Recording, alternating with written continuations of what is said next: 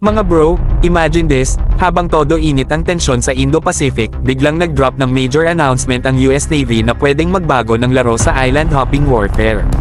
Ito na yung klase ng balita na hindi mo dapat skip, dahil kung paano gumagalaw ang US Navy ngayon, may malaking epekto sa buong rehiyon, kasama na tayo. Kaya huwag mag-blink, mga bro. Ayon sa US Navy, pinili nila ang LST-100 ng Dutch shipbuilder na Damen Group bilang base design para sa bago nilang medium landing ship o LSM. Hindi lang isa, hindi lang 5, kundi 35 ships ang plano nilang buuin. At bakit? Simple. Para sa future island hopping operations laban sa mga pair adversaries tulad ng China sa Indo-Pacific. Solid, mga bro.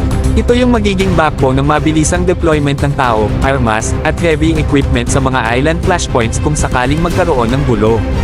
Ang construction ng unang US Navy LST-100 ay nakatakdang magsimula sa 2026 at ay deliver by 2029.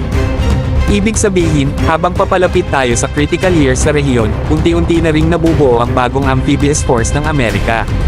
At tandaan, kahit medium landing ship ang category nito, malaki ang papel nito sa rapid mobility at logistical support, mga bagay na napaka-critical sa real-world conflict scenarios lalo na kapag island-to-island ang laban. Hindi lang US Navy ang nagtiwala sa LST-100, mga bro.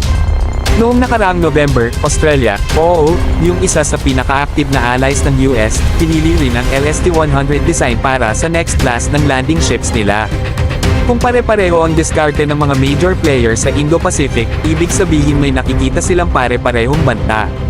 At sa ganitong setup, mga bro, malaking bagay para sa Pilipinas na alam natin kung paano nagmamove ang mga allies natin.